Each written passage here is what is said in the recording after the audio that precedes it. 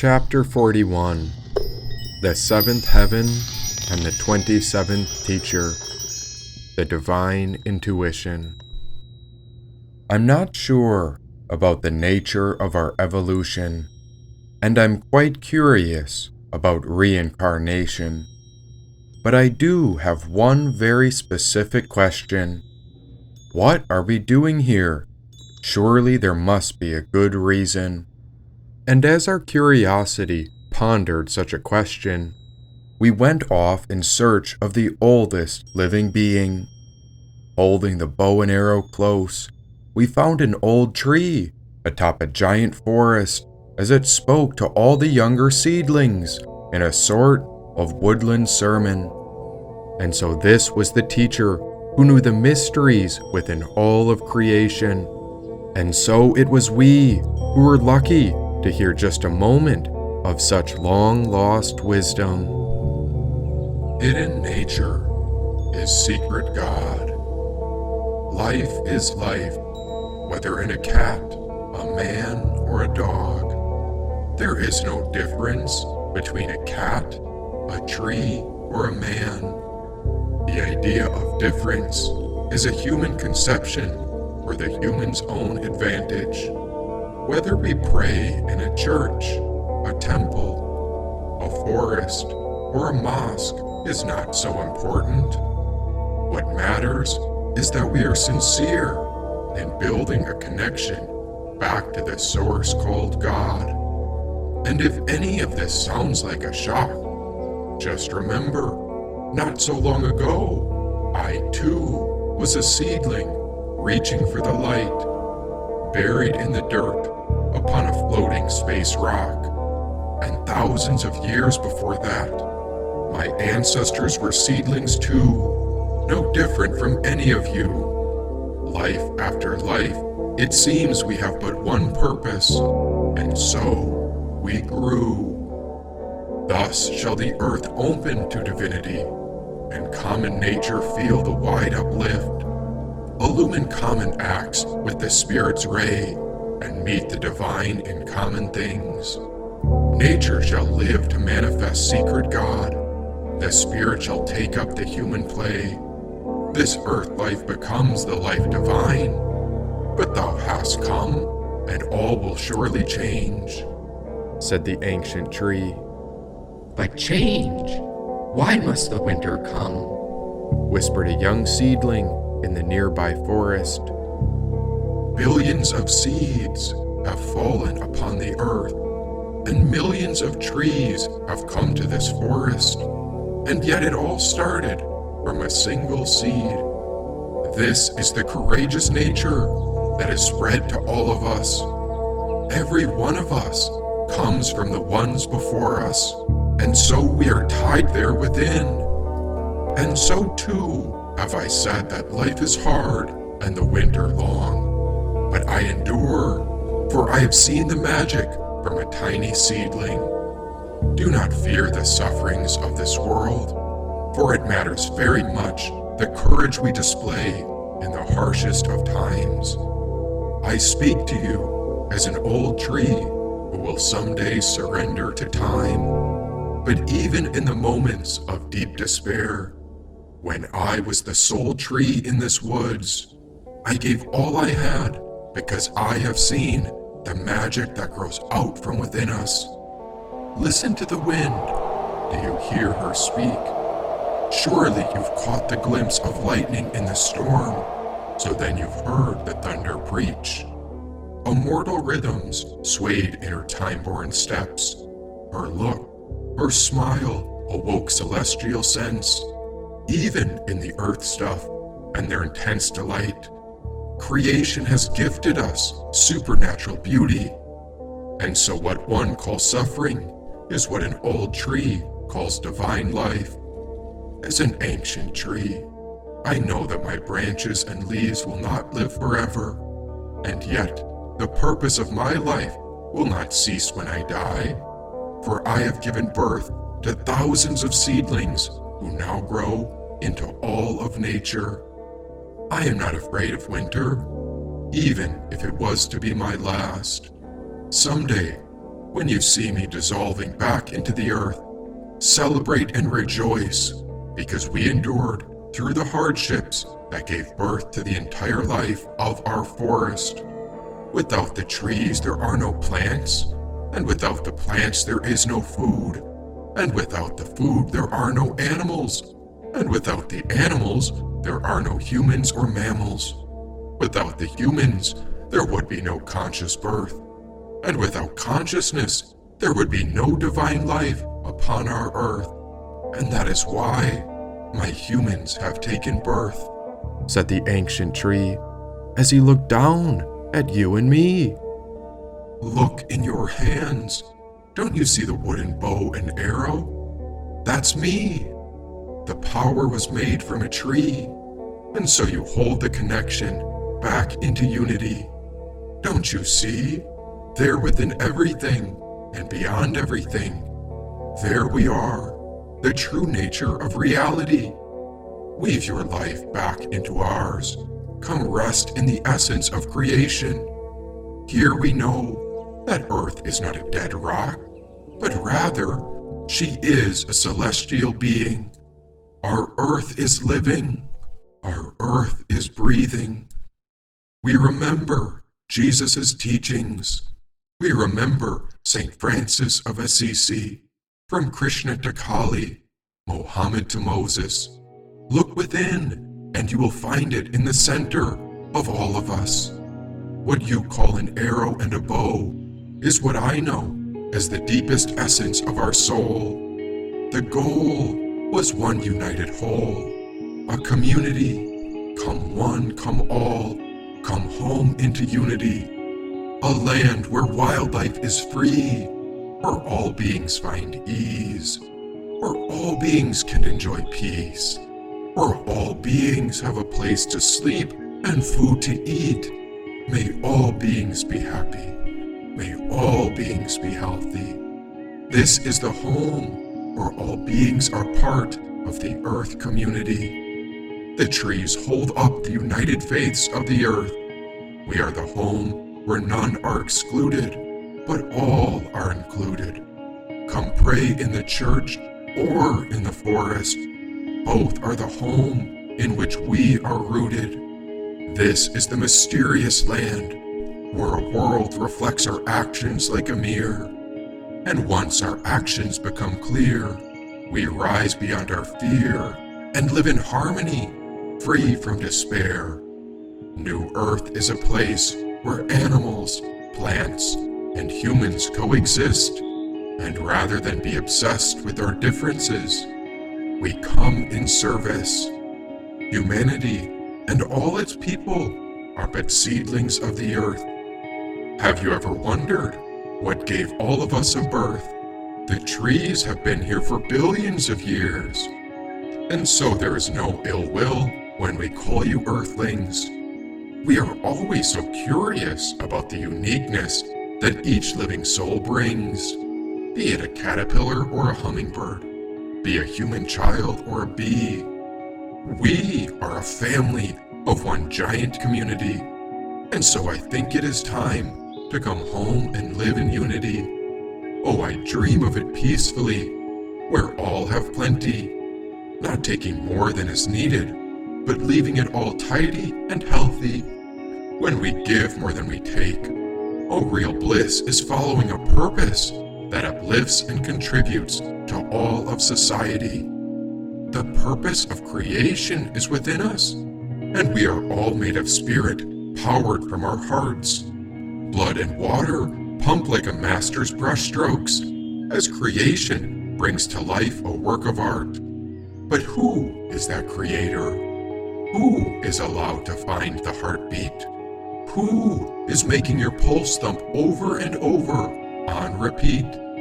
Do you think it's separate of you, above you, or even a God that looks down over you? Well, let me tell you, it is you, within you, and that is what's true. The power over the body, mind, and the spirit is there within you, not apart from you. And the reason it may seem hidden is because it's the best mystery we could construe. said the ancient tree. So what do we do? In order to create an enlightened society, you have to change the culture. And in order to change the culture, you have to change the art. And in order to change the art, you have to change the principles that the art is based upon. It is based upon Dharma art. The ancient tree paused. I have a firm belief in us now, not only in terms of my own experience, but in seeing the experiences of many people. When you follow your bliss, and by bliss, I mean the deep sense of being in it, it may not be fun, but it's your bliss, and there's bliss behind the pain too. You follow that, and doors will open where there were no doors before, where you would not have thought there'd be doors, and where there would not be a door for anybody else. And so, I think the best thing I can say is to follow your bliss. And if your bliss is just your fun and your excitement, you're on the wrong track. I mean, you need instruction. Know where your bliss is, and that involves coming down to a deep place in yourself. I think we call it intuition, said the ancient tree. And when we go deep within ourselves, do we find it through the Sacred Heart? You bring me to that place of deep love, a love for our world that brings a certain connection. Ah, the ascent towards the supermind, said the ancient tree. It's a miracle. You were leading the people and the trees. You are that intuitive teacher of the soul, always trying to set us free. When we imagine an ascent beyond what is known, it is difficult to conceive intellectually what the supermind is, or how to describe it. Another language might be needed over the poor abstract encounters of the mind. The transition from mind to supermind is a passage from nature into supernature. For that very reason, it cannot be achieved by a mere effort of our mind or our unaided aspirations. Overmind and supermind are involved and hidden in the earth nature, within creation. But in order for the superior nature to emerge through us, there is a needed pressure of the same powers already formulated in their full natural force on their own superconscious planes. The powers of the superconscious must descend into us and uplift us and transform our being, said the ancient tree. How would it come and descend into us? First, we develop an increasing control of our individual nature to a more conscious participation in the action of the supernature. This stems from mind control, where we place the energy of our minds. Only do we become aware and conscious when we know what we are truly looking for and what it is that we are trying to find. A second condition consists in a conscious obedience, a surrender of our whole being to the light, the truth, and the force from above. A third condition is the unification of the whole being around the true self and the opening of the individual to the cosmic consciousness. Thus, there are 4 steps on the ascent that lead from the human intelligence to the supermind, and these are: number 1, the higher mind; number 2, illuminated mind; number 3, intuitive mind; number 4, overmind, said the ancient tree. So what are you saying? The psychic transformation and the first stages of the spiritual transformation are well within our conception. Their perfection would be the perfection, wholeness, consummated unity of a knowledge and experience which is already part of things realized, although only by a small number of human beings. But the supermental change in its processes carries us into a less explored region. This indicates a vision of heights of consciousness which have indeed been glimpsed and visited, but have yet to be discovered and mapped in their completeness. The heights of these peaks or elevated plateaus of consciousness are supermental, and they lie far beyond the possibility of satisfying mental schemes or maps of it. Just as the summits of the human mind are beyond animal perception, so the movement of the supermind are beyond ordinary human mental conception. From this, it is impossible for any effort of the mere mind to achieve it. The human's aspirations cannot reach it. Although one would not be conscious of such heights as that of the supermind, the powers of it are concealed behind the veil and thus can influence the evolutionary process of the consciousness. It is in essence a secret consciousness force operating within the unconscious. The supermind is the occult in the earth, meaning it is hidden within the depths of our sublime inner consciousness and not yet on the surface of what we know or realize. For these greater powers of consciousness are superconsciousness to the level of our ignorance, said the ancient tree. But I thought you said this was an ascent, as in going upwards to it.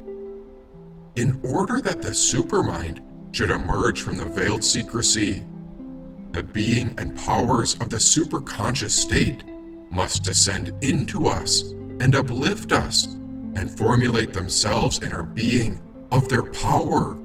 This descent is a requirement of our transformation. For real transformation, there must be a direct and unveiled intervention from above, and there would need to be a total surrender of the lower consciousness, a cessation of its insistence, where we would lose all rights over our being, said the ancient tree. Like an emptying or a freeing? When these conditions occur, the participation of our soul manifests inner being changes and undergoes an evolution, and so the transformation can take place by a swift conscious change where the supermental consciousness force from above and the evolving consciousness act on the awakening awareness to be infused with the will of the human being to accomplish a unified power of the momentous transition. There is then no need for a slowing evolution, counting many millenniums for each step, and halting the difficult evolution operated by nature in the past of the unconscious creatures of ignorance, said the ancient tree. So what you're talking about is the evolution from the primal animal instincts to the highest consciousness that you call supermind or supermental. Then the idea of our ascent is actually a deep descent by the source of God into our unconsciousness. In essence, we are making the unconscious conscious. One does not become enlightened by imagining figures of light, but by making the darkness conscious. The ancient tree paused. To do this, we master our psychic and inner mental being by becoming a master of our energies. Then, we are no longer a slave to the outside world. We are in control of our inner world, seated securely in free harmony with the higher law of nature, said the ancient tree. But it sounds so mysterious. Is there a secret? The breakthrough is by opening the veil, the curtain over the intuitive consciousness, which is able to grasp things by directing contact with the unconscious. And this true sense is a unity with the action of nature. It relates our individual participation in the working of the universal consciousness force and allows us to become a master of our own executive energy as well as a conscious partner or an instrument of the cosmic spirit. Then the universal energy works through us.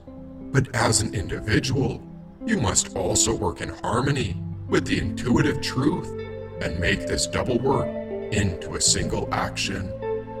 As I have stated, the first decisive step is out of the human intelligence, which is our normal mentality, and this is an ascent into a higher mind. It is a luminous thought mind, a mind of spirit-born conceptual knowledge, in all awareness emerging from the original identity, carrying the truths held in itself, realizing the higher mind of wisdom. The higher mind is a knowledge formulating itself on a basis of self-existent all-awareness into thought form. It is a truth aiming at an integral whole. The higher mind is a self-revelation of eternal wisdom, not acquired knowledge. From the higher mind, we may get to the illuminated mind, but this is by way of the heart and its feelings. One's life, the body, and the power of thought go through the idea forces. The heart seeks to purify knowledge, to deliver through knowledge. Such ideas are put into the heart, and the heart becomes conscious of the idea, so that feeling and actions become the vibrations of this higher wisdom. It is in this way that the first working proceeds and makes the whole being with a new and superior consciousness, laying a foundation of changes and preparing us for a superior truth of existence. When the higher mind is aligned with the heart, only then do we discover the illuminated mind. This greater force is not a mind of higher thought, but of spiritual light.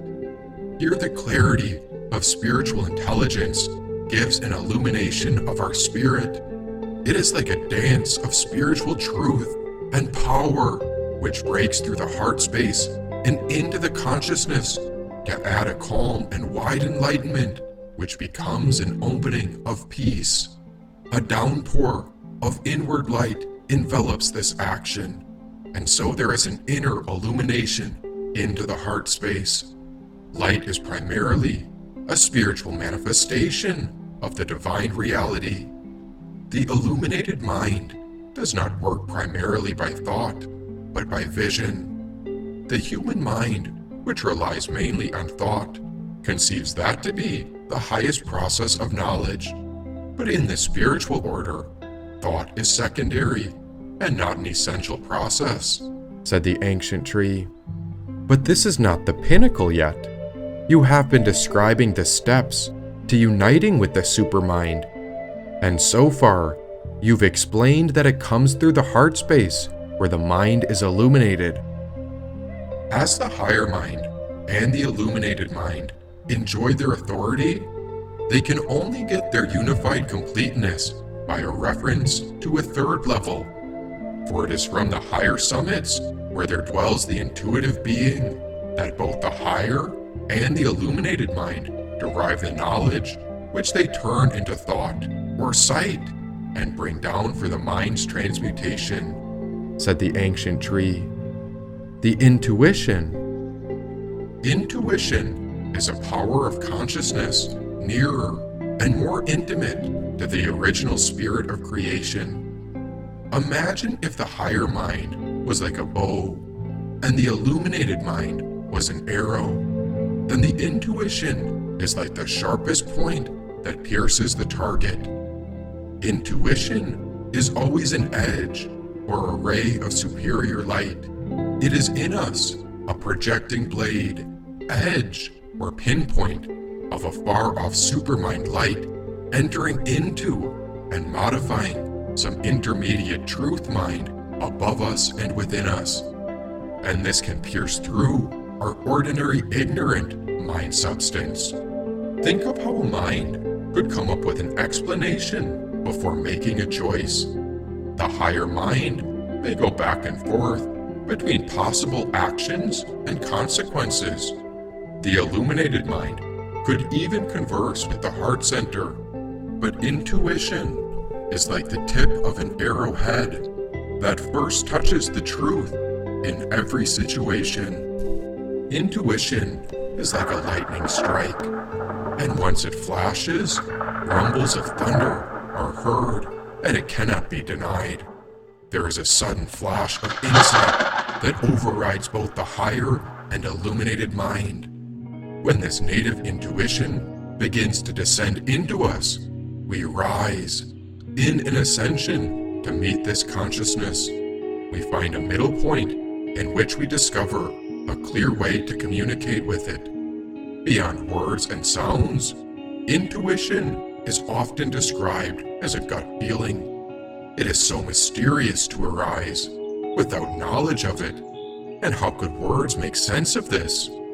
We use the higher mind to understand it, and it resonates in our heart because the intuitive signs are illuminating, and often we must sit with this feeling as we go upon a deep journey inwards where we enter into contemplation. The intuition may continue to come as a play of lightning flashes, isolated or in constant action, but at this stage, the judgment of reason becomes irrelevant, since it can only act as an observer as we try to make sense of such an enlightening feeling. Once we get a flash of intuitive insight, we cannot simply forget the sign that has been received, since it is stored as an unforgettable data point in the lower, higher, and illuminated mind, and this flash of insight cuts through the veil of ignorance to awaken us from a deep sleep. We see we have been caught in a dream of our projections, how the mind places labels upon all things, and sometimes, as people move forward in their lives, they don't find the true nature of reality. Once the process of change has begun, a complete transmutation of activities in the mind comes in substance. Now the form and power of intuition is imperative. You learn to trust this inner process, in inner wisdom and knowing, for within you there's a deep source of truth beyond what the mind could ever be thinking. Intuition has a fourfold power: a power of revelatory truth-seeing, a power of inspiration of truth-hearing, a power of truth-touch, of immediate feeling, which is akin to the ordinary nature of its intervention in our mental intelligence, which is a power of true and automatic discrimination, in exact relation of truth to the truth.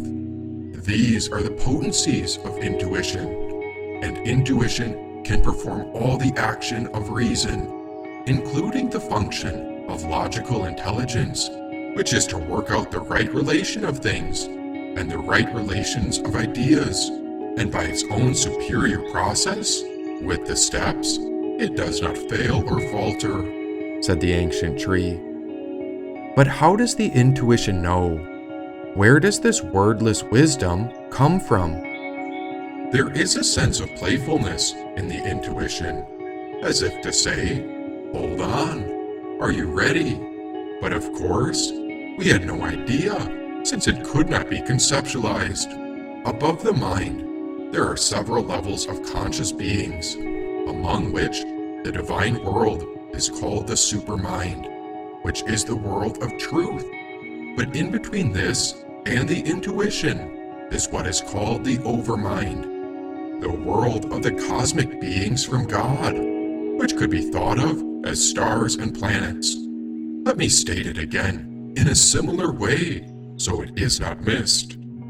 The illuminated mind is only illuminated by the heart, and so the mind receives spiritual light, whereas the intuitive mind possesses swift revelations of vision and luminous insight. Overmind acts as an intermediary between the supermind and the intuitive mind. Supermind contains the self-determined truths of divine consciousness. This is the deepest essence of spirit that is inherent in all cosmic forces of existence. So next time you look up at the stars, you are not simply looking at unintelligent spinning rocks. What you are seeing is divine beings that assist and direct the life of creation in a divine process. Those astral and cosmic spirits of the stars are imparting impressions upon the bodies and minds. And so it is through this pattern of cosmic clockwork that we are rediscovering the ancient process, which in its movements is pure, perfect, and divine. That leads us to the next step of the ascent, where the intuition leads us to the overmind, and the intuitive change can only be an introduction to this higher spiritual overture. It is like a divine offer, because even though it is the truth, we can reject it. And if we are tied too deep to our ego, then we must spin on the wheel of earthly suffering. The goal is the journey. We are looking to discover the true nature of reality within our very being, to get out of suffering. We find that the overmind is selective and not total in its action, because beyond it there is a power of cosmic consciousness, which is the supermind, which is a principle of total wisdom that carries in it a delegated light from the supermental gnosis. It is, therefore, by this opening that we journey into cosmic consciousness. The overmind comes to us in a descent, and we meet it in our own ascent. So we see a high and intense individual opening upwards is not sufficient. There must be added a vast horizontal expansion of the consciousness into some totality of spirit. When the overmind descends, the predominance of the conceptualizing ego sense is entirely subordinated, lost in largeness of being, and finally abolished. Then a wide cosmic perception and feeling of boundless universal self and movement replaces it. Many motions that were formerly egocentric may still continue, but they occur as current or ripples in the cosmic ocean. Thought, for the most part, no longer seems to originate individually in the body or the person, but manifests from above, or comes in upon the cosmic mind waves. What then passes through us are like waves from the cosmic immensity breaking upon the subtle and gross body, which we respond to with our individual center, for the body is a small point of relation, and so we are much like a cosmic instrument. In this boundless largeness, the separate ego and sense of the individual may entirely disappear before the cosmic consciousness, and so the play of cosmic forces are left. It then pervades out from us, and so the divine is working through us, said the ancient tree. And how does it work through us? Is it in control of us? There may be many formulations of the overmind experience and consciousness. There are all sorts of possibilities. In place of an uncentered and unplaced diffusion, there may be the sense of the universe in oneself, as oneself, but from this point of view, we are seeing it as separate from us.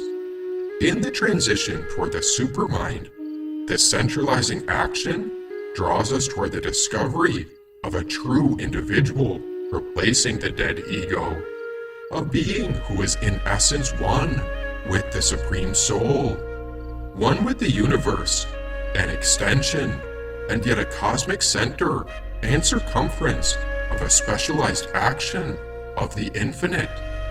The overmind change is the final consummating movement of the dynamic spiritual transformation. It is the highest possible status dynamic of the spirit in the spiritual mind plane. It takes up all that is, the higher, illuminated, and intuitive mind, and raises their characteristic workings to their highest and largest power.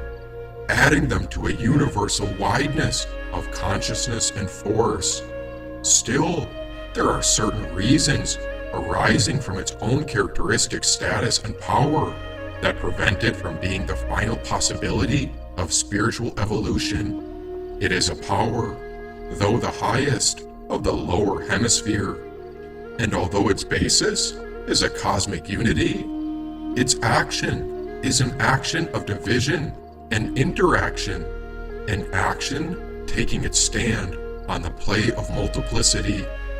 Its play is like that of the all-mind, a play of possibilities. Although it acts not in ignorance, but with the knowledge of the truth, yet it works them out through their own independent evolution of their powers. The overmind descent is not sufficient to transform the unconsciousness fully. Rather, the supramental force alone is capable of achieving this. What I mean by this is that in terrestrial evolution, the descent of the overmind would not be able to transform the entire unconsciousness, but all it can do is transform in each human it touches the whole conscious being, inner and outer, personal and universal, into its own consciousness and impose that upon the ignorance, illuminating it into cosmic truth and wisdom.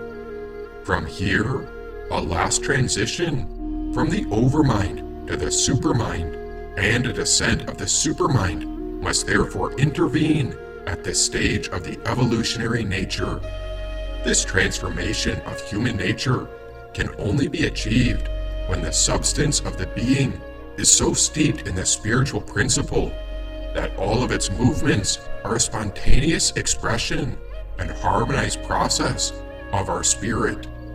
When the higher powers intensify and enter into the substance of the unconscious, they are met by the blind opposing necessity and are subjected to the certain type of dark shadows of resistance. Just as in the law of life, there is a law of death. Light is met by the shadow of darkness, and so the more we are one with the overmind, the more we find ourselves in a paradoxical dilemma, said the ancient tree. But if there is a question, there must be an answer. If there is a problem, there must be a solution.